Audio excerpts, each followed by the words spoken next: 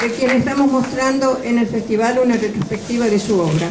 Lo acompaña como moderador el señor Pablo Conde, programador del Festival de Cine de Mar del Plata. Y por supuesto, tenemos también con nosotros al presidente del festival, señor José Antonio Martínez Suárez.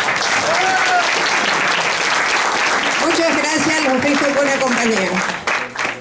La verdad, el mérito de esta presencia se debe a don Pablo Conde, que fue el que desde hace varios meses empezó a organizar, empezó a preparar, a estudiar y a conversar con el señor Cox, que tuvo una disposición, una buena voluntad, una solidaridad digna de un amigo con quien no nos habíamos tratado nunca, pero así es la vida, a veces ofrece este tipo de sorpresas. Así que personalmente, como uno de los representantes del Festival de Cine de Mar del Plata, le agradezco al señor Cox la gentileza que ha tenido de venir a conversar con nosotros. Y les ruego un nuevo aplauso desde el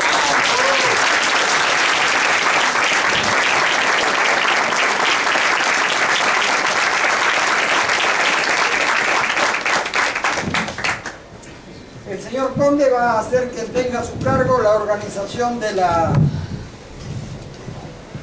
evento, como se suele decir ahora. Sonamos. Bueno, bienvenidos a todos, muchas gracias. Como bien dijeron en todas estas flores hermosas, es un gusto tener al señor Alex Cox acá. Muchos de ustedes veo vuestras caras y las hemos visto en las distintas proyecciones de tus películas, Alex. Es gente que te sigue como cineasta, o sea que es muy probable que muchos de los conceptos que repasemos los conozcan de primera mano, de espectadores.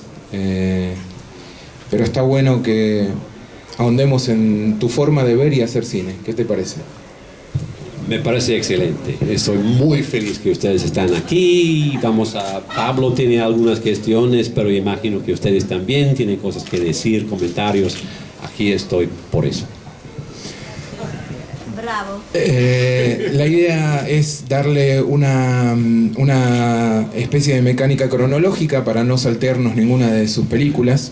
La obra del señor que tenemos aquí presente en nuestro país desgraciadamente no ha sido distribuida de la forma en que se lo merecía.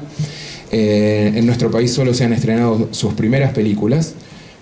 Por eso la idea desde el festival fue reforzar o corregir este error, si se quiere, y proyectar muchas de las películas que no tenían ningún tipo de presencia en nuestras salas y darles el valor que se merecen. Nos gustan mucho tus películas, ese es el resumen.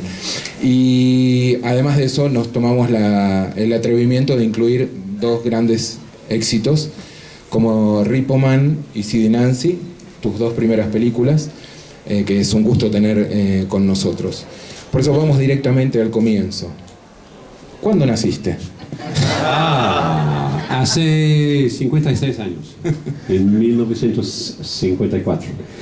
Tu comienzo en el cine es, por lo menos en el largometraje, es en un momento muy alto con una película que es esta Repo Man, película que se ha estrenado en nuestro país por suerte y que no solo es un film de culto, sino que no ha perdido ni un segundo, no ha perdido nada de su mensaje ni de su vigencia. Es una película que uno ve, como vamos a poder hacer esta noche en la Sala Colón. Uno ve hoy y sigue siendo igual de urgente, igual de contestataria, igual de anárquica, igual de punk, y tiene toda esa actitud de una movida que, como bien decías en la presentación de hoy de Sid y Nancy, perdió un poco su validez y quedó más que nada como un grito de rebeldía contenido, por desgracia, pero que sigue vivo en obras como la tuya, en discos como los discos de los Sex Pistols o de The Germs o las bandas de Clash, etc. ¿Cómo llegás a Repo Man, al guión y al unir todos esos talentos desde los musicales hasta los artísticos?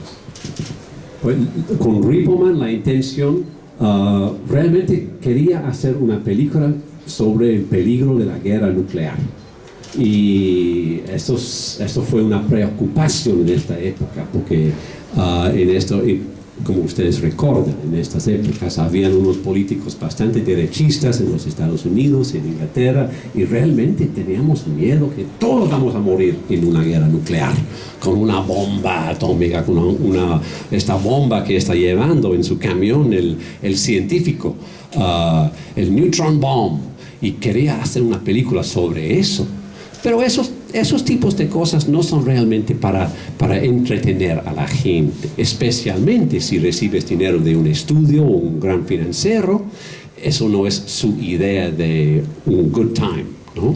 Entonces tenía que esconder la idea de Repo Man un poco atrás de esta historia de un joven que se incorpora en una estructura de robar coches legalmente, y también porque estuve metido en como el sistema de los punks en Los Ángeles. Me fui siempre a escuchar la música de esos grupos. También llegaron muchos ingleses, The Clash, llegaron la mayoría de los grandes grupos a Los Ángeles, Talking Heads, todo de esa época. Entonces pusimos todo en la película. La película es como una paella de rock and roll, de coches, de bombas atómicas y también de extraterrestriales. Y eso fue la mezcla de la película, que afortunadamente funciona. Y pienso, y si alguien no ha visto la película, se puede ver hoy en la noche a las 10:30, y sigue con un poco de energía gracias a la música, gracias a muchas cosas, gracias a los actores. Sale en la película un gran actor, Harry Dean Stanton. Eso fue su primer actuación principal en una película, y gracias a los actores, a la música, y también a mis colegas, porque yo y los productores, la directora de reparto, todos estuvimos estudiantes en la UCLA, y pusimos a hacer la película gracias a la solidaridad entre nosotros, porque, o sea, que todos queríamos ser directores. Supimos que eso es un largo camino, y yo tenía mucha suerte que mis colegas se pusieron productores, se pusieron directores de reparto, se pusieron actores, y me dieron esta oportunidad de dirigir mi primera película. Y si alguien aquí está contemplando una carrera de director de cine o algo así, necesitan apoyo, necesitan amigos que van a trabajar con vos, porque es un camino largo, y hay que trabajar mucho, y necesitas amigos en este camino. Repo Man no solo es una paella, sino que es una paella caliente y sabrosa, como podrán comprobar esta noche. ¿Cuál fue la construcción ideológica detrás del proyecto, desde el guión? ¿Cuál era la búsqueda en el fin de recrear esa escena tan puntual y candente que era la escena angelina de ese momento? La escena, ¿qué escena en particular? No, la escena musical y punk del momento, sí. ¿no? La movida, digamos. Pues había una dificultad, que el productor ejecutivo de la película se llama Michael Nesmith, y Michael Nesmith era parte de un grupo músico también de su época. ¿Alguien recuerda un grupo que se llamaba The Monkees? Exacto, eso fue un atento del parte de la televisión en los Estados Unidos de recrear los Beatles, y pues no tenía mucho éxito en este sentido, porque no sabían tocar a sus instrumentos ni nada, pero eran gente con ambición, era gente con deseo de estar en el mundo de música, ¿no? Y Nesmith siguió como música, pero era músico de country. Su tipo de música era muy diferente de la época de los punks. Y Nesmith me ha comentado al inicio de la película: no piensas que tú vas a poner mucha música punk en esta película, porque tú no vas a hacerlo. Pero en fin, poco a poco, avanzando, pusimos un score puro música punk. Pero a veces es mejor no pelear con el jefe. Es mejor decir sí, a la orden, lo hacemos como usted diga. Porque a veces la gente no tiene la concentración que tú como director o cineasta tienes. Tú estás metido en la película, ellos tienen otras cosas que hacer. Entonces, mejor que pelear, avanzar. Y felizmente también yo, por ser admirador de estos grupos, he conocido a muchos músicos en este scene en Los Ángeles y podía pedir favores, podía pedir derechos o una obra música nueva para incluir en la película. Repo Man empieza a tener este estatus de culto y alcanzar mayores audiencias a través de esta banda sonora. ¿Cómo entran los estudios detrás de esto? En una relación de amor-odio que seguiría por el resto de tu carrera, ¿no? No mucho amor. Pero eso fue cosa de Nesmith, porque Nesmith era muy inteligente, tenía bastante dinero. Él podía ser financiero de la película él mismo, pero su preferencia fue llevarlo a los estudios de Hollywood y pedir dinero para allá. Y el problema es cuando haces una cosa así, pierdes los derechos. Los derechos van al estudio y no quedas con los derechos de la película. No puedes hacer sequels, no puedes hacer un remake, no recibes dinero. Es una cosa muy inteligente que ha hecho Richard Linklater, es que él ha guardado los derechos de Slacker y por eso podemos ver en este festival Slacker 2011, ¿no es cierto? Exactamente. Porque él tenía sus derechos y eso es la otra cosa. Si tienes chance, no trabajas con los grandes financieros. Hace tu película barato porque después puedes tener los derechos y puedes hacer otras cosas con la película. Como bien decías, es una relación donde es más odio que amor. El puro odio, ¿no? Puro odio. El amor se termina 2 películas después, ¿correcto? No había amor. No había amor directamente. No, okay. Nunca hubo había amor. Nunca había amor. Entra en escena Sid y Nancy, una continuación temática con la música como eje motor, como punto de partida. ¿Cómo llegas a Sid y Nancy y cuáles fueron tus principales guías como autor para trabajar la película? Yo era muy interesado, claro, en el movimiento de los punks y también en esta época hemos pensado, ahora el punk, como ustedes saben, ahora el punk es más una cosa de una actitud o de vestuario, ¿no? Pero en esta época la idea de punk fue más, la intención fue una intención revolucionaria. Teníamos la intención de destruir el sistema y recrearlo mejor. Y así fueron los maestros Dalí y Luis Buñuel en su época. La idea del surrealismo, como dice don Luis Buñuel en su libro Mi último suspiro, nuestra intención fue cambiar la sociedad totalmente. No fue movimiento artístico, el surrealismo fue un movimiento social, revolucionario. Y como el surrealismo, el punk ha fracasado totalmente. Pero nos quedamos con la música. Sí, Nancy. Había otra cosa también. Hicimos la película porque había un plan en los estudios de Hollywood de hacer su propia versión de la historia de Sid and Nancy con Madonna y Rupert Everett. Y me sentí como admirador del movimiento, que eso es una cosa que no se puede permitir. Y por eso hicimos la película. Por eso hice el guión y después la película. ¿Cómo llegó Gary Oldman?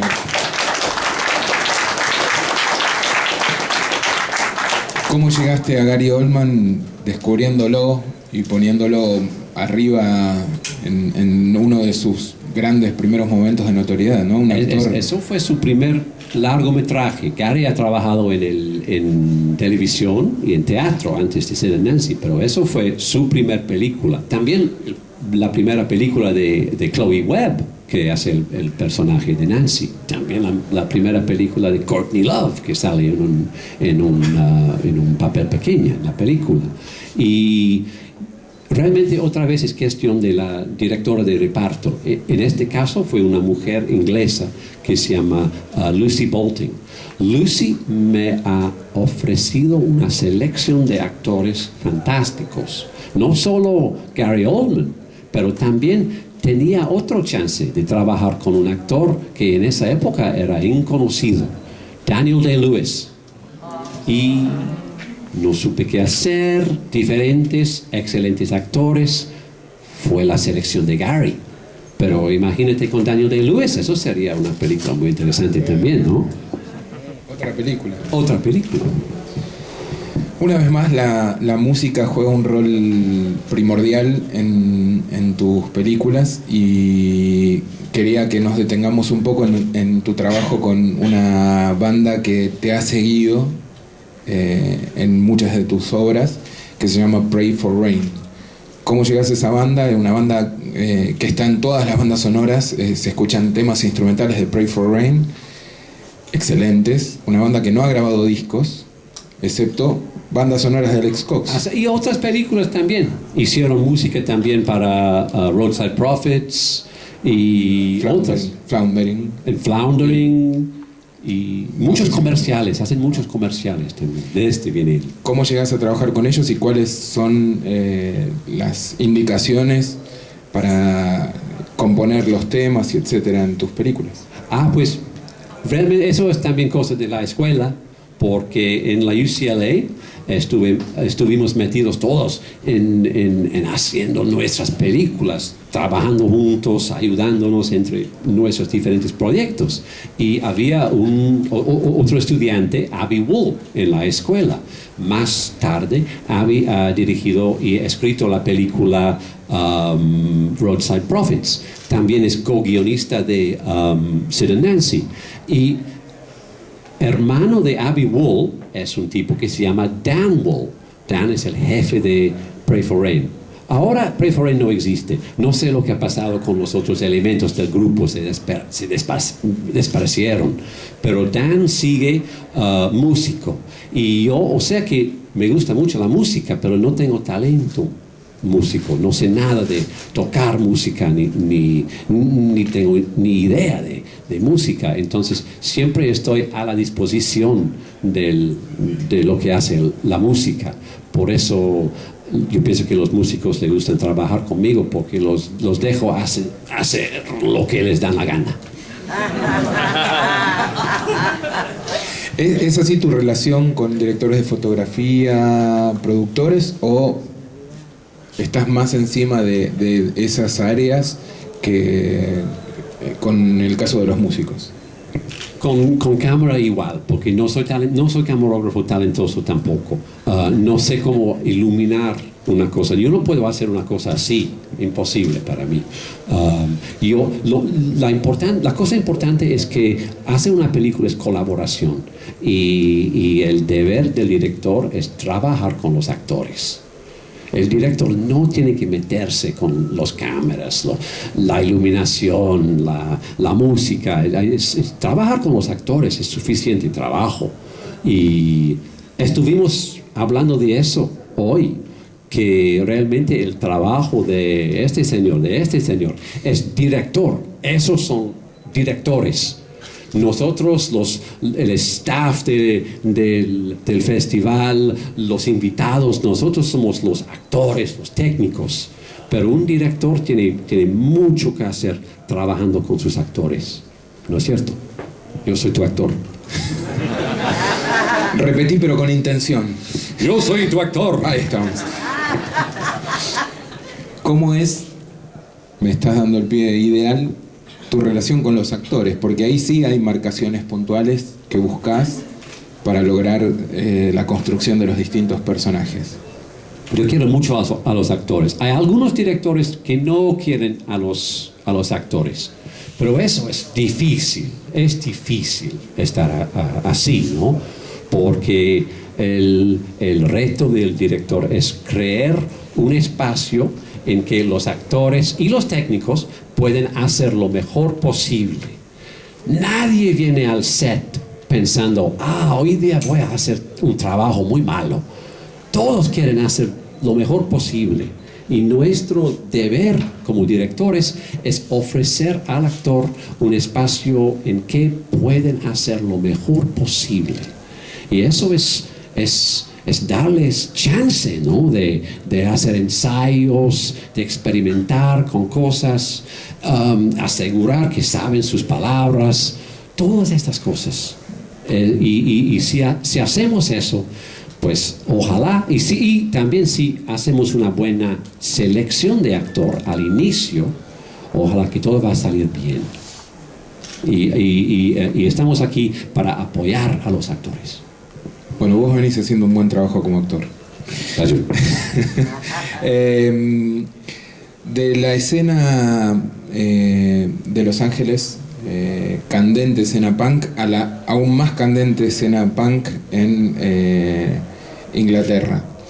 Y de ahí tu carrera da un vuelco total hacia Walker, una película... Directos al infierno.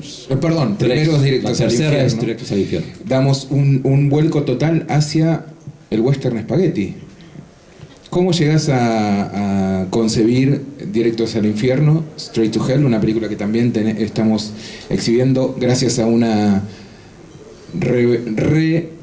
visita hacia el material original? ¿Cómo llegás a Straight to Hell y desde qué lugar, desde la cinefilia, planteas la película? Es que después de hacer, en la época de postproducción de Sid and Nancy, organicé un concierto en Londres apoyando al gobierno revolucionario en Nicaragua, los sandinistas. Y en el concierto habían Elvis Costello, Joe Strummer, The Pogues y otros grupos. Y el concierto tenía mucho éxito. Entonces hemos pensado, mire, ¿por qué no vamos a hacer un tour musical de Nicaragua con esos grupos, esos músicos ingleses? Y vamos a llevar todo esos a Nicaragua con sus asistentes, con sus instrumentos, y vamos a pagar los costos del tour por un VHS. Vamos a vender los derechos del VHS a una gran compañía música. Pues, sorpresa que no pudimos conseguir el dinero. Las grandes corporaciones músicas no tenían nada que ver con revoluciones y no querían pagar nada por esos derechos. Entonces eso fue una situación un poco difícil, porque todos estos señores y mujeres han ofrecido sus servicios en un mes, el mes de agosto, 1985 o algo así. Pero no había tour, no había dinero por un tour. Y el productor de Sid and Nancy me ha comentado, yo pienso que podemos conseguir dinero para una película con estos músicos si tú haces un guión en 3 días. Y ok, vamos a hacer un guión en 3 días. Y yo y un amigo joven, Dick Rude, hicimos este guión, Directos al Infierno. Hemos hablado con Joe Strummer, el ex líder del Clash, y Joe ha comentado, lo que a mí me gusta es el western spaghetti, y a mí me gustaría trabajar en España. Y yo, fascinante, porque a mí también estoy muy interesado en el western spaghetti. Entonces, ¿por qué no hacemos un western spaghetti en un viejo set de estas películas en España? Y hicimos el guión, ya nos fuimos, hemos filmado la película. La intención fue de filmar en 3 semanas, pero en realidad nos costó 4 semanas hacer la película. Y lo filmamos, nos hemos disfrutado mucho y hicimos Straight to Hell, la versión original. Pero siempre he pensado que faltamos algo en Straight to Hell, ¿no? Yo quiero que sea más violencia, más sangre, más polvo en la película, más calaveras, ¿no? Más de todo, ¿no? Y más Courtney Love. Y entonces, recién o el año pasado hemos regresado al material original y hemos reconstruido una versión de Straight to Hell más amplio que contiene todos estos elementos. Hay de todo en la película, hay lobos, esqueletos, hay mucha sangre ahora, todo hecho digitalmente. Y por eso es una proyección digital y no en 35. Pero yo pienso que finalmente hemos llegado a la versión de Directos al Infierno correcta. Y también para mí, para Joe, para los actores, fue una oportunidad de trabajar con un equipo hablando castellano, porque estuvimos también planeando Walker. La película Straight to Hell utilizaron los decorados de una película que también estamos exhibiendo en el festival, que fue Los Caballos de Valdés. Unos cuantos años después fueron a ese set polvoriento para tirar más polvo encima y hacer la película. Si bien formalmente es un western spaghetti, la película sucede en un momento mucho más contemporáneo. ¿Cómo fue el look detrás de esto? ¿Y hubo alguna cuestión, queremos chismes, hubo alguna cuestión de egos entre los músicos? ¿Cómo fue la relación entre todos? Y si en algún momento hubo algún roce con vos, inclusive, ¿por qué no? Interesante, ¿no? Porque realmente tú puedes pensar que con músicos así, rock and rolleros, ya venían también Dennis Hopper y Grace Jones para participar en la película, actores de Londres, actores de los Estados Unidos, bastante egoísmo involucrado, ¿no? Pero realmente todos fantásticos, todos han sido muy generosos con su tiempo, con el calor que, como ustedes saben, en agosto en España, en el sur de España, en el desierto, es súper caliente. Y todos trabajaron muy a gustos, sin egos. Todos han trabajado muy bien y pusimos canciones en la película, los actores participando, creando secuencias, cambiando sus personajes. En esta época estuve en eso, ¿no? La idea que el guión es un blueprint que vamos a cambiar mucho en la filmación. Después me cambio de opinión un poco. Y ese después es Walker. Eso sí. Otro vuelco feroz en tu filmografía, con la política como punto de partida inicial. Si bien siempre la política estuvo presente en tus películas, ahora es una historia basada en una historia real donde la política juega el rol principal. ¿Cómo llegas a Walker? Contanos un poco cuál es la historia para los que no la vieron y cómo llegas a este personaje y a darle vida a través de el incomparable rostro de Ed Harris. La intención de Walker realmente fue de hacer una película en Nicaragua con el apoyo del gobierno sandinista, con el apoyo de INCINE, el Instituto de Cine en Nicaragua, con el apoyo de la gente en Nicaragua, como acto de solidaridad. Porque, como ustedes saben, en estas épocas había guerra en el país. El poder, el imperio más poderoso que el mundo ha conocido estaba peleando contra este país de 3 millones de personas. Y eso realmente no era justo. Entonces, yo y un amigo mío, Lorenzo O'Brien, que también he conocido en la UCLA, en el International Students Center de UCLA, Lorenzo, un peruano, y yo hemos contratado a Rudy Wurlitzer, un gran guionista de Sam Peckinpah, de Volker Schlöndorff, de Bertolucci, de Monty Hellman. Hemos contratado a Rudy Wurlitzer a escribirnos un guión sobre este personaje que es famoso en Nicaragua, es conocido en Latinoamérica, pero en Inglaterra, en los Estados Unidos, nadie sabe nada de William Walker. Entonces nos pusimos a corregir este error. Y también por un proceso de casting, la directora de reparto, Vicky Thomas, que también era directora de reparto en Repo Man, nos hizo la introducción con Ed Harris. Y encontrando a Ed, perfecto, porque Ed Harris es una persona muy interesante, es súper actor, es muy fuerte, es ex futbolista, entonces tiene una fisicalidad sobre él y en sus ojos una locura. Y él es así, no es exactamente como William Walker, pero él tiene algo de este personaje en su propia personalidad. Y después de conocer a Ed, he pensado que bueno, eso está bien porque hemos encontrado nuestro actor.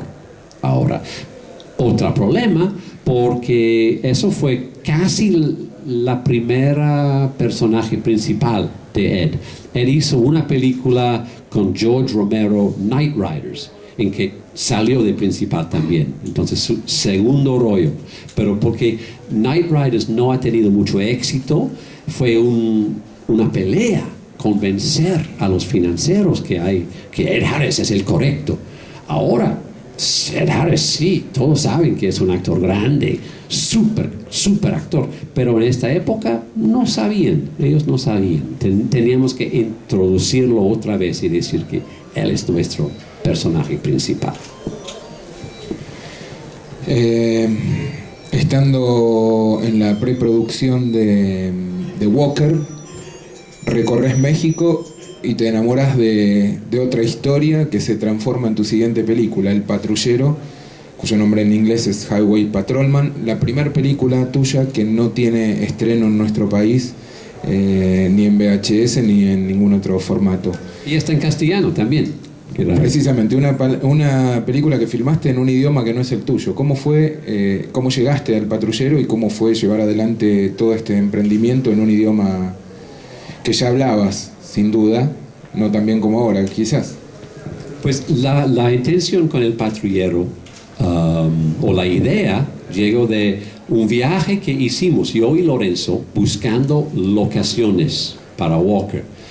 O sea que teníamos la intención de filmar en Nicaragua, pero teníamos que decir a los productores ejecutivos, a los financieros, que no fuimos locos. Y si la filmación en Nicaragua sea demasiado difícil, hay otras locaciones que podemos usar también. Entonces nos fuimos en un camión, yo y Lorenzo, con un hombre que se llamaba Poncho Granados. Y andando en las montañas del norte de México, en Durango y en Chihuahua, Poncho nos ha contado sus historias de su otra vida, porque de joven Poncho fue un federal de caminos en la recta de Matehuala, en el norte de México.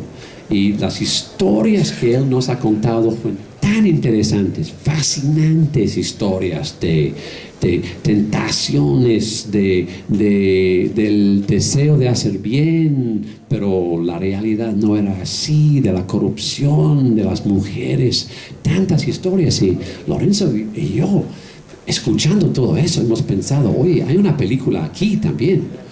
Entonces, después de Walker, me encontré muchas dificultades en conseguir dinero en los Estados Unidos, como ustedes pueden imaginar. Entonces, nos fuimos a México y en la Ciudad de México hemos encontrado otra vez Poncho y hemos preguntado a él, por favor, vamos a hacer una entrevista con usted y vamos a escribir tu historia. Lorenzo hizo una serie de entrevistas con Poncho y con esta información él hizo el guión del Patrullero. Él, porque es peruano, no habla un castellano-mexicano. Entonces, o sea que ha estudiado en la Ciudad de México, pero su español, su castellano es peruano. Entonces hemos invitado a una guionista mexicana, Pasalicia García Diego, de ¿cómo vamos a decir esto? To Mexicanize. Que mexicaneó. Algo así. Es una otra cosa, que... pero lo llevó hacia los modismos de México, ¿no? Lo trasladó el lenguaje para que sea auténticamente mexicano. Exacto. Y eso fue el trabajo de Pasalicia, que es guionista del gran director mexicano Arturo Ripstein. Exacto. Y de muchas otras películas también, que ha hecho un montón de buenas películas.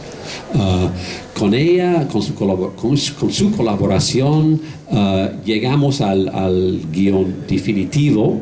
Lorenzo ha traducido el guión en inglés y hemos presentado el guión a unos financieros japoneses. Y para los japoneses, en esta época estaban invirtiendo en varias películas extranjeras. Y para ellos no importaban que la película sea en castellano o inglés porque van a subtitular la película en Japón. Años después yo he preguntado a los productores japoneses ¿por qué hicieron esta película nuestra? ¿Cuál fue su interés? Y me han dicho, nosotros hemos pensado como que esta película es como una película de samurái. Y lo hicimos por eso. Y pues ya nos fuimos a México con un staff totalmente mexicano, un par de peruanos, el productor y la diseñadora de producción, y un inglés, yo. Y hicimos la película así, con un casting fantástico de actores mexicanos, con Roberto Sosa, con Bruno Bichir, Pedro Armendáriz Jr., Zaire Silvia Gutiérrez, Ernesto Gómez Cruz, actores maravillosos. Y eso sí es la primera película que hice yo en un idioma que no era la mía, pero felizmente después de trabajar tanto tiempo en España, en Nicaragua, de conocer tantos mexicanos, podía comunicar. Y salió El Patrullero, que en un sentido es mi mejor película.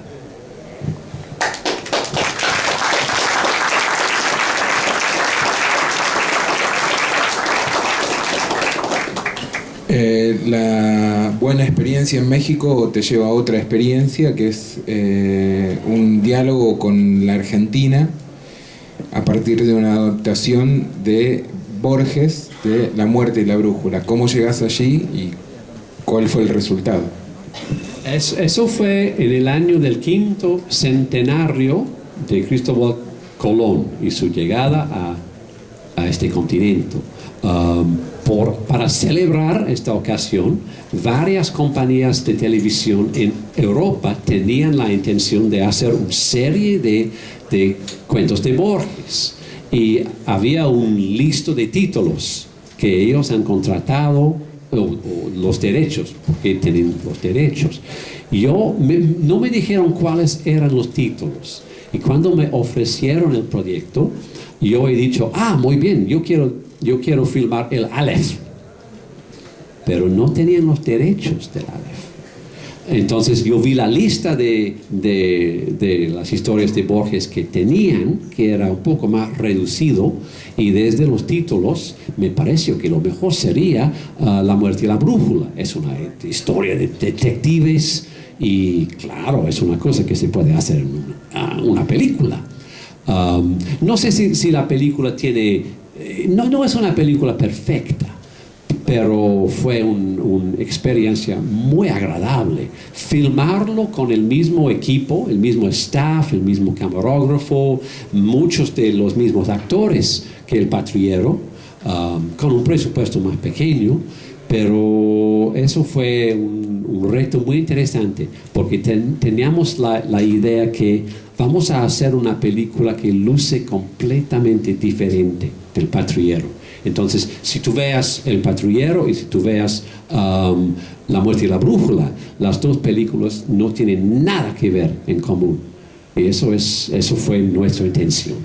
O sea, yo sé que hay muchas mejores películas de Borges que la mía, pero fue un placer hacerlo en todo caso. Y de ahí a una película por encargo llamada The Winner. Esa sí se estrenó aquí. No sé si fue uno de los mayores éxitos, creo que fue una de las películas que menos trascendencia tuvo de tu carrera en VHS en nuestro país. Pero también se caracteriza por descubrir nuevos actores. Es una de las constantes en tu carrera, además de involucrarte con gente que querés mucho como Miguel Sandoval, ¿no? Y sí, y esto sí, realmente, The Winner fue, porque había un pequeño problema con La muerte y la brújula. La versión más amplia que salió en el cine no era terminada. Después de ponerlo en la televisión, hemos filmado más secuencias con la intención de ponerlo en el cine como un largometraje.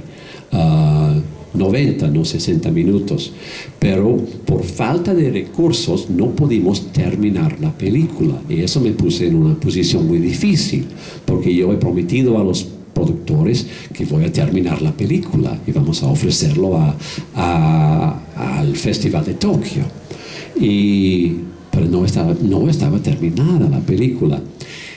Me ofrecieron otra película que se llama The Winner, y esa es la única película que he hecho yo que realmente no es mi película, es una película de otro productor, otro guionista.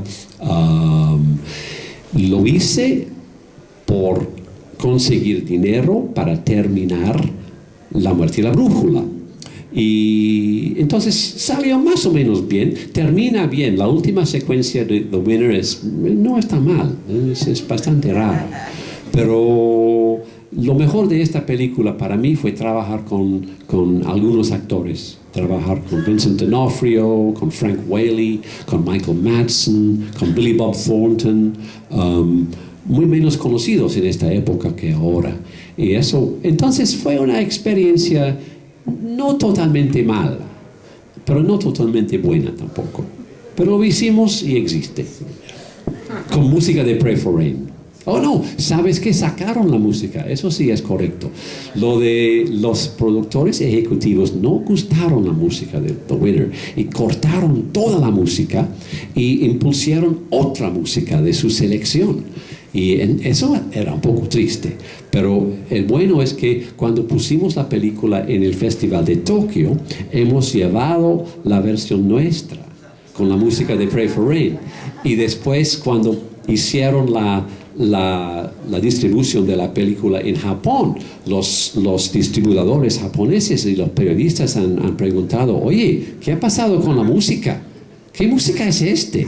Y los dueños de la película tenían que obligarse a restaurar la música original para la distribución en Japón. Bien, ¿no?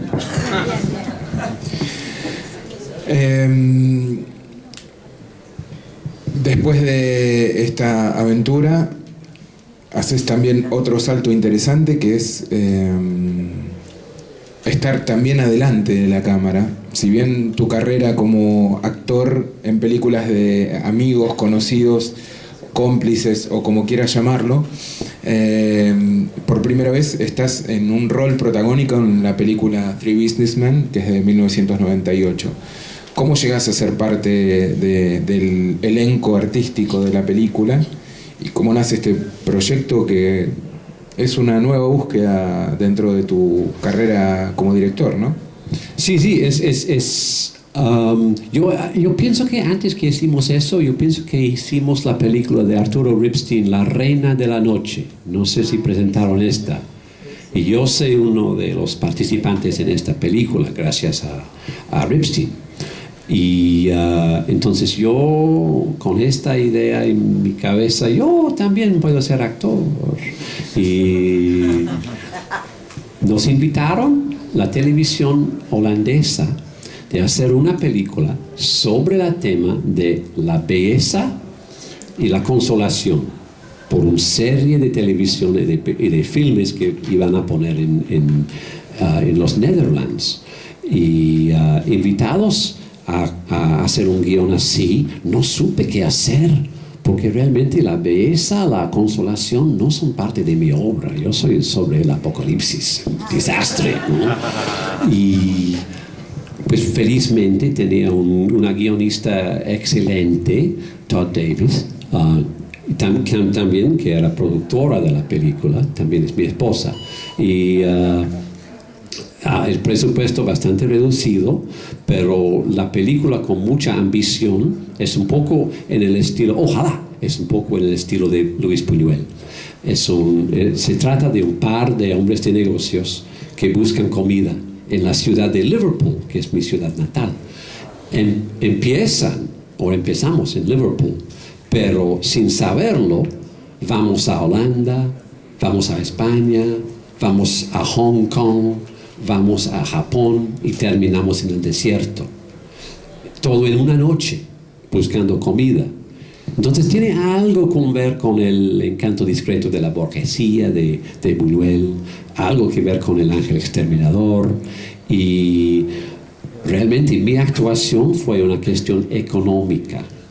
Porque si el guionista también es productora, pues eso es un viaje menos en avión. Si uno de los actores principales también es director, es un viaje menos en el avión. Y si el productor o la productora y el productor duermen juntos, es una cama más en el hotel.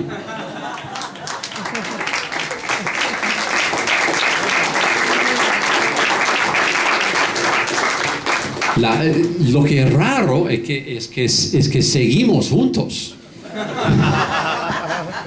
¿Para ahorrar o...? Para no gastar dinero en un divorcio. Aún mejor.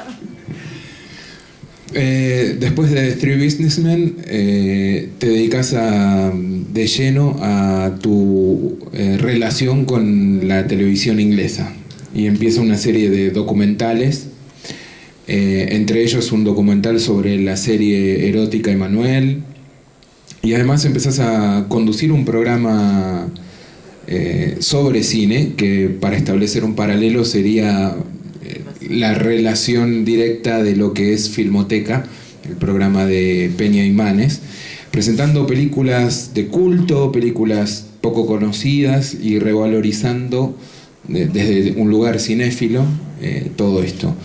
¿Cómo es la concreción de este programa? ¿Cuál era la forma en que te involucrabas, si estabas también en la selección? ¿Y cómo llegan estos documentales a vos? Es raro ver un documental sobre Emanuel dirigido por Alex Cox. Claro, pero también es muy lógico. Pues lógico también. Pues antes que hicimos la de Emanuel, hicimos un documental sobre la carrera de Akira Kurosawa, que en una hora es casi imposible, porque es de maestro, ha hecho tantas obras maestras que necesitas como 24 horas para empezar. Y teníamos una hora nada más. Entonces hemos concentrado en sus obras sobre los samuráis, ¿no? Los que la gente conoce más, como Siete Samuráis, Yojimbo. Hemos hablado un poco también sobre sus películas modernas, sobre la vida en Japón como Ikiru, y también sobre su última película, Madadayo, que tenía mala reputación, pero para mí también era obra maestra. Y haciendo esta película teníamos mucho apoyo por los japoneses. Hemos hablado con algunos de sus actores, especialmente Tetsuya Nakadai, que es el actor principal en Ran. Y también hicimos entrevistas con directores de cine sobre la obra de Kurosawa. Hemos hablado con John Woo, con Bertolucci, con Francis Coppola, sobre su influencia en la obra de ellos. Entonces salió bien. Una hora es nada sobre la vida de Kurosawa, nada pero algo. Y después de eso yo he dicho a mi mujer, Todd, oye, vamos a hacer otro documental. Y ella me ha comentado, pues sí, pero yo no quiero hacer nada de eso machismo, nada más de esos hombres. Si hacemos una cosa sobre mujeres. ¿Y pues, qué vamos a hacer? Porque también hay que venderlo a la televisión inglesa, ¿no? Y hemos llegado a la idea de hacer un documental sobre la serie de Emmanuel, la serie erótica de los años 70. Y fuimos a Holanda y hicimos una entrevista con Silvia Cristal. Fuimos a Italia, hicimos una entrevista con la otra Emmanuel, que era Laura Gemser, y pues salió bien, en fin, es muy diferente de lo de Kurosawa, porque habla en términos completamente diferentes. En vez de hablar con cineastas, hemos hablado con gente en la calle, preguntando si ellos recuerdan esta serie de películas eróticas. Y también salió bien. Eso fue mi experiencia con documentales sobre el cine. Pero en la misma época, como dices, yo tenía esta chamba de introducir películas en la televisión inglesa. Y en unos 9 años, cada año hemos presentado en la televisión BBC Two unos 25 películas cada año. Yo haciendo una introducción sobre las películas, hablando de la estructura de montaje o del camarógrafo, de la carrera del director o de un actor. Y o sea que la selección de las películas fue hecho por la BBC, pero me dieron el derecho de criticar a las películas. Y si no me gustaba la película, me dieron permiso de decir, esta película que vas a ver no vale nada, pero hay algo adentro y te explico por qué. Y eso lo hicimos por mucho tiempo, lo dejé de hacerlo, en fin, porque me di cuenta que ellos no querían presentar películas en idiomas extranjeros. Ha convertido en una serie de películas norteamericanas, que hay muchas buenas películas norteamericanas, pero eso fue muy reducido, porque al inicio hicimos una selección mucho más amplia. Hemos presentado películas de Godard, de Kurosawa, westerns, espaguetis, varias cosas interesantes, pero fue una experiencia muy agradable. El programa en cuestión se llama Moviedromo, y ya se puede encontrar varios en YouTube. Hay muchos de estos. Recomendamos fuertemente que lo hagan. Son comentarios donde el humor siempre está presente y los disfraces también. Siempre con diferentes camisetas. Siempre cambio mi camiseta para cualquier película. Era un requisito de producción, seguramente. Sí. Llegamos prontamente al año 2007, donde realizás Searchers 2.0. No, hemos olvidado una cosa, porque ya viene Revenger's Tragedy también, ¿no es cierto? Me salteaba Revenger's Tragedy. Mal hecho. Una película que estamos incluyendo y que en esta muestra y que tiene ribetes shakespearianos. ¿Cómo llegas a ella? Es una película basada en una obra teátrica hecho por un colega de Shakespeare, Thomas Middleton. Y me gusta la película y me gusta la historia original porque es muy diferente de Shakespeare. Shakespeare fue un hombre, si había un Shakespeare, fue un hombre muy inteligente, muy listo, que nunca se puso en contra del gobierno, ¿no? Nunca se puso en contra del rey, porque eso era más peligroso en su época que ahora. Y entonces, lo peor crimen en una obra de Shakespeare es matar al rey. Pero para mí, vamos a matar al rey, ¿no? Y hay unas obras del teatro de esta época que tienen la misma intención. Y lo mejor de eso, hay varios buenos, pero lo mejor de estos para mí fue The Revenger's Tragedy. Y entonces Después de tentar de hacerlo por años y años, conseguimos el dinero y lo hicimos con unos de los mejores actores en Inglaterra. Lo hicimos con Derek Jacobi, con Diana Quick, con Christopher Eccleston y con tu homólogo, Eddie Izzard. Y ha salido bien la película. Es un poco difícil por su idioma, por el tema de que se trata, pero si estás interesado en el apocalipsis, no está mal. Esta forma de apocalipsis es parte de la selección de títulos que estamos exhibiendo, de tus títulos. Y pasamos a uno que no estamos exhibiendo, que es Searchers 2.0, una película que no se ha conocido en nuestros lugares. Contanos de qué se trata. Es otra película sobre la venganza. Pero también es una película sobre el cine. Es sobre un par de actores que no tienen mucho éxito. Uno está vendiendo sus servicios, trabajando en el campo, trabajando en construir casas. Él está buscando lo que puede hacer para vivir. Otro actor no sale de casa, vive en su casa mirando sus viejos actuaciones en la televisión. Un día, ellos mirando televisión se dan cuenta que un gran enemigo de ellos, un guionista, va a presentar una de sus películas en una gran pantalla en el Valle de los Monumentos en Arizona. Y a ellos llega la idea de irse a la Valle de los Monumentos en Arizona y madrearlo. Madrearlo se dice aquí, es mexicano, ¿no? Eso. Vengarse. Y pues ya se van, pero no tienen coche tampoco. Entonces tiene que invitar a la hija de uno de esos señores para acompañarlos. Y es una meditación de 90 minutos sobre el cine y sobre la venganza. Y termina con un gran Q&A en el Valle de los Dioses en Utah, y filmado por Steve Fierberg, que es un gran camarógrafo. Es mi primer largometraje que hizo en video. Salió muy bien, la imagen muy bello. Y pues ojalá que van a tener oportunidad de ver esta película también.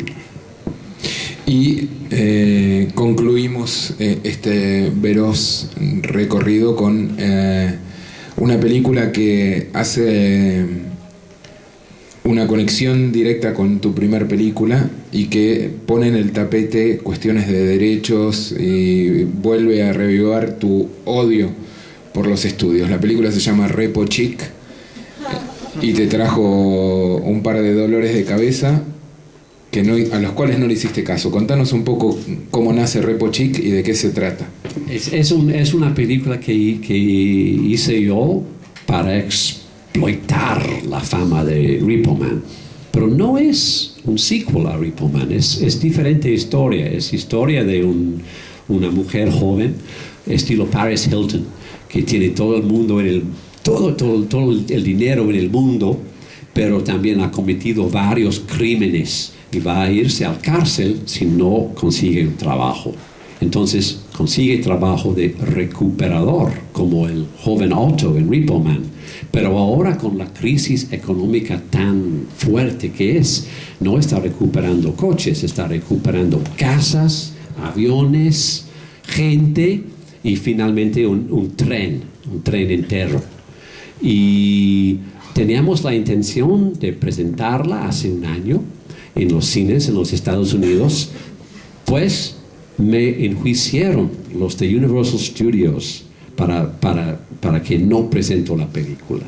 Y es raro porque durante la época de esta cosa con los abogados, etcétera, salió en los cines en los Estados Unidos una película que se llama Repo Man, película de Universal, que no tiene nada que ver con Repo Man. Pero yo no sé cómo ha pasado eso. Pero en todo caso, a ver si un día... Eso también es filmado en video y filmado enteramente en un una pantalla verde.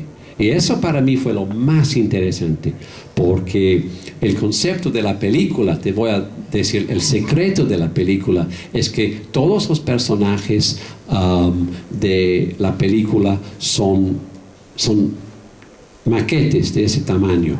Es como ¿cómo se dice? Un model railroad. Juguetes. Sí, tren. Un trencito de juguete y trencito de juguetes. Y todas las montañas y todo el decorado. La película entera pasa en una mesa de ese tamaño, pero los personajes no saben hasta el final de la película cuando llegan a este punto y vean lo que hay. Y eso es la idea de la película. Con esto concluimos un paseo rápido y abuelo veloz de tu recorrido, de tu filmografía. ¿Cuáles son tus próximos proyectos? ¿Qué es lo que tenés en carpeta? ¿Y cuál es tu situación actual? Que también estás viviendo una nueva etapa en tu vida. Contanos un poco de eso. Soy profesor de cine en la Universidad de Colorado, en los Estados Unidos. Estoy dando clases de producción y de guiones. Si ustedes quieren, ven. Pueden ser mis estudiantes. Pero también eso es parte de mi trabajo. También tengo que seguir haciendo películas. Eso es mi reto. Entonces estoy armando un documental sobre una película de Dennis Hopper, The Last Movie, la última película de Dennis Movie, que casi nadie ha visto, pero es una obra maestra, la película que ha hecho Dennis después de Easy Rider. Y estoy haciendo entrevistas con sus colaboradores, o sea que muchos de esos se han retirado del negocio o son muertos, pero los vivos estoy buscándolos. Y también yo tengo una película de ciencia ficción que quiero hacer con mis estudiantes, que se llama Bill the Galactic Hero, que es un poco en contra de Starship Troopers. Y pues eso es lo que estoy haciendo ahora. Bueno, ¿qué te parece si abrimos la oportunidad de que quienes tengan preguntas para hacer, ataquen? Sí. Esa no es una pregunta, pero vos hablaste de spaghetti western en España. Spaghetti western es italiano. Yo soy italiana y reivindico la nacionalidad de los spaghetti western. Tienes toda la razón. Gracias. Obrigada. No, la cuestión fue, o sea que yo digo spaghetti western y la película que hicimos nosotros fue filmada en España, pero claro, el origen de la idea del western spaghetti viene de Italia. Los maestros del western spaghetti, Leone, Corbucci, Sollima, Questi, todos italianos, actores como Franco Nero, puros italianos, Gian Maria Volonté, lo mejor de todos los actores, italiano. Pero filmaron, los que tenían suficiente presupuesto, filmaron su película, los interiores en los estudios en Roma y los exteriores en el desierto de Tabernas en Almería, en España, y por eso. Pero tienes toda la razón. Y gracias. No, nada. Sobre eso, no nos tenemos que olvidar que mañana Alex estará nuevamente sentado en esta mesa con una camisa distinta. Diferente camisa mañana. Junto a Fernando Martín Peña, presentando el libro 10.000 formas de morir, un libro sobre el western spaghetti escrito por el señor. Le quería preguntar justamente si podía explicar un poco de qué se trata el libro. O mejor mañana, ¿no? Bueno. Mañana, lo hacemos, ven mañana y lo hacemos mañana. Si no tenemos nada que hacer. Perdón, una pregunta, señor Koch, bienvenido a la Argentina. Gracias.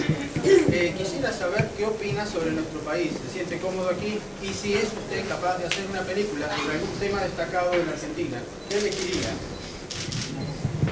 Yo, pues mire, aquí estoy 3 días. Es mi primer visita a Argentina, entonces realmente no sé mucho del país. Lo que yo sé es lo que yo sé de este lugar, de Mar del Plata, de la playa donde ando en la mañana, de los cines, de estos señores, de Los Ángeles, del proyecto, de los que asistieron en los cines donde estamos presentando mis películas. Todavía no sé mucho del país, ni de la ciudad.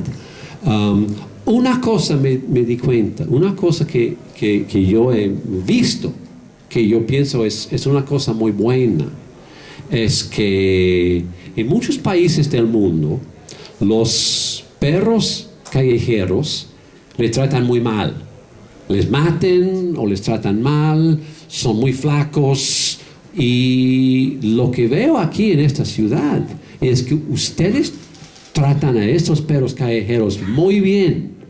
Ellos viven con ustedes. No es cierto, porque todos nosotros somos animales y hay que vivir juntos bien y en amistad. Y yo soy muy impresionado por eso, en serio. Y pues a ver, ¿no? A ver, si no me dan los derechos del Aleph, a ver si hacemos una película sobre esos perros en la calle. En serio. ¿Alguna otra pregunta por aquí? ¿Por allí? ¿Por aquí? Hola, ¿qué ¿Quién tal? tiene el micrófono? Ah, sí. Sí. Bueno, antes que nada le quiero agradecer acá en público al señor Cox porque nos facilitó, nos dio la autorización para pasar la película Revenge Tragedy en nuestro Festival de Cine Inusual hace un par de años atrás, así que muchas gracias una vez más. Y la pregunta básicamente sería, un poco se habló acerca de la relación entre, la mala relación entre productores, directores. Por ejemplo, en la película Sid y Nancy, Sid Vicious aparece en cualquier foto que podemos ver en los documentales con una remera con una esvástica. Y en la película suya aparece con una remera con, creo que el símbolo comunista. ¿Eso fue una elección propia o fue también una imposición de algún productor? No, eso fue la decisión mía, porque realmente es que no quería dar vista de ese tipo de cosas. Entonces, mejor con el hammer and sickle de los soviéticos de esa época. O sea que el director ruso que está aquí ha comentado o ayer ha comentado la cantidad de personas que murieron en esta época también, que eso no es nada para reírse tampoco. Pero lo de swastika, no, yo no voy a meter esta en la película por nada, no.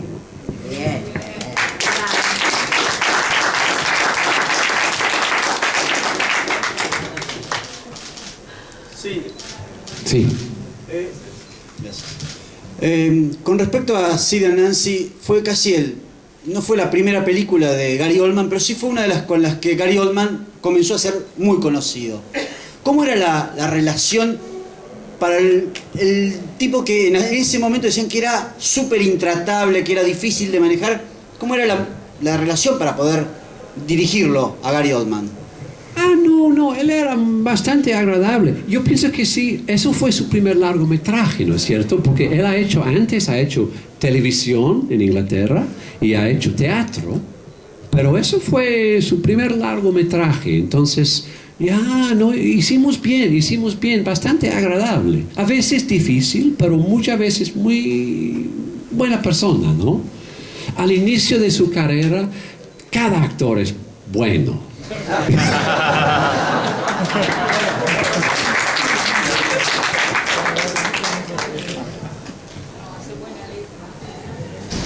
Hola Alex, una consulta acerca de tu labor como guionista para otros directores.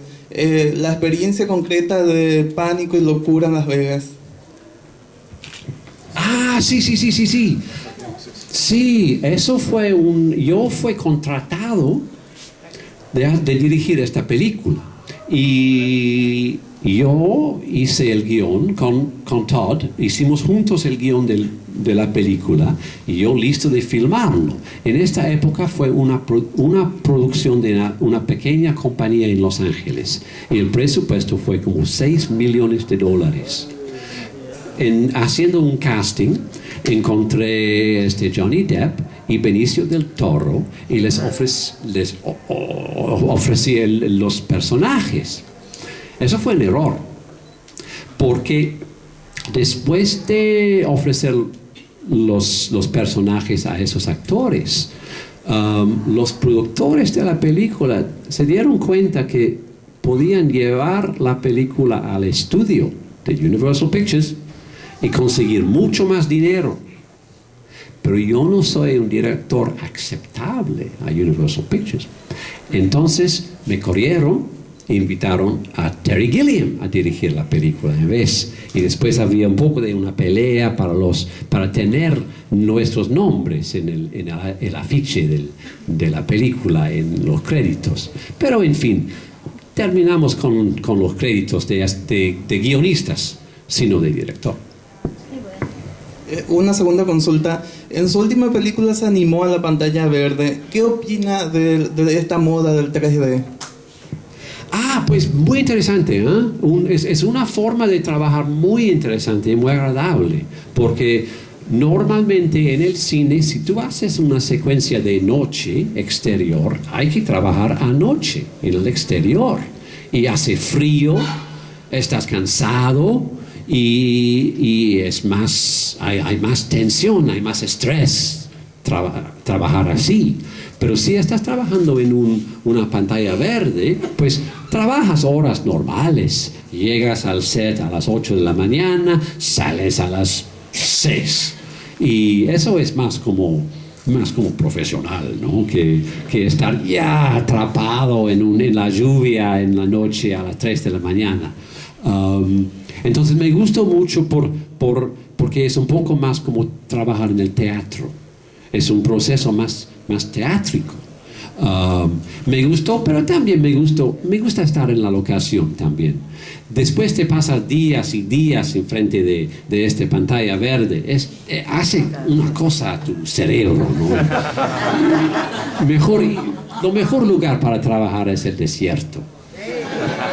¿La tecnología 3D? Pues el cine existe gracias a la tecnología, ¿no? Siempre estamos trabajando con tecnología, o sea que es película, es video, cualquier tipo de tecnología puede ayudarnos en hacer nuestra obra de arte, y hay que disfrutar estas oportunidades. ¿Alguien más? Sí, allí tenemos al joven entusiasta de todas las proyecciones. Bueno, Alex, primero te quería felicitar porque realmente vi todas las proyecciones y me sorprendieron mucho las películas, o sea, me encantaron cada una de ellas, o sea, tuve distintas experiencias. Arranqué con Straight to Hell y fue como un viaje de ida. Realmente fue increíble esa película, la actitud que tiene, los personajes.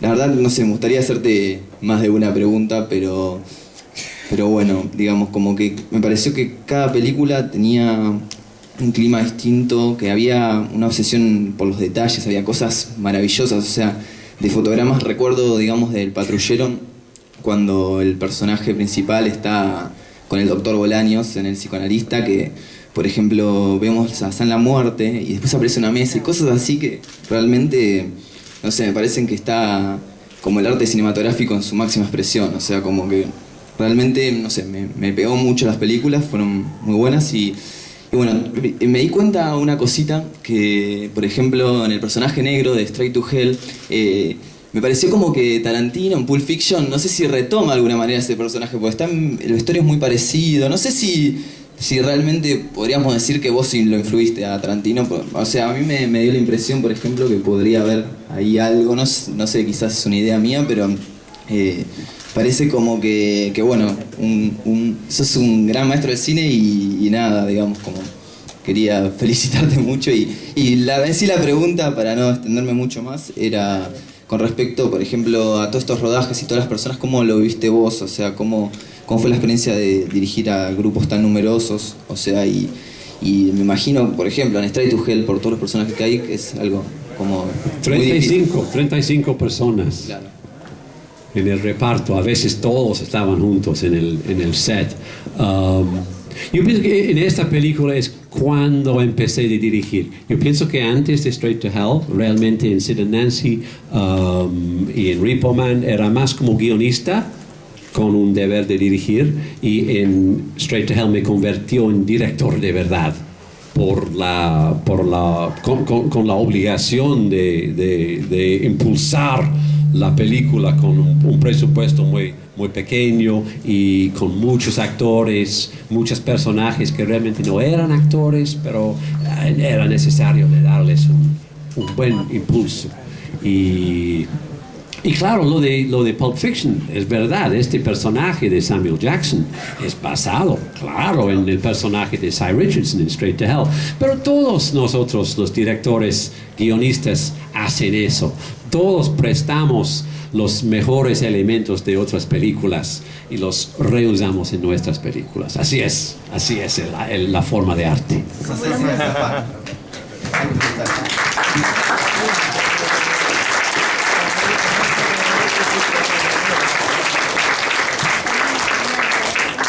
Una pregunta más, por favor, sí. Sí, ya que hablamos tanto de música y de cómo está presente tanto en tus películas, me interesa saber qué música disfrutas escuchar hoy. Pues yo he trabajado una vez con un grupo músico inglés que se llama Chumbawamba. Y realmente lo que estoy escuchando en esos son los que hicieron la música de Revenger's Tragedy. Han hecho un montón de música, tiene un catálogo enorme de música. Entonces ahora estoy escuchando la música de Chumbawamba y me gusta mucho. Bueno, desde el festival estamos muy contentos con la visita de Alex. Y Alex con su visita. Pero además quería decir algo muy puntual que creo que se notó en esta conversación. Es muy bueno para uno trabajando en el festival encontrarse con invitados con esta calidad humana y con estas ganas de hacer. Desde que llegó no paró, le decía, no, si querés no vayamos a presentar esta película. No, vamos. Todo el tiempo en una actitud proactiva admirable. Es un gusto tenerlo acá y sobre eso tenemos un pequeño presente para darle, José, ¿no es así? Ahí lo tienes.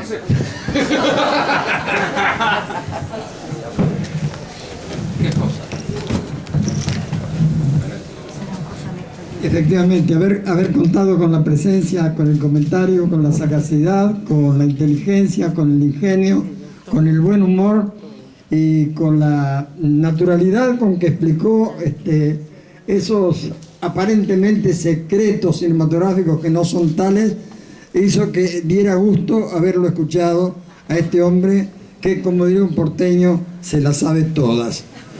Pero es tan modesto que no parece que supiera nada y sin embargo, como es un maestro a quien le corresponde entregar esto, es a la persona que gestionó todo durante 3 meses para que viniera todos. Por lo tanto, acá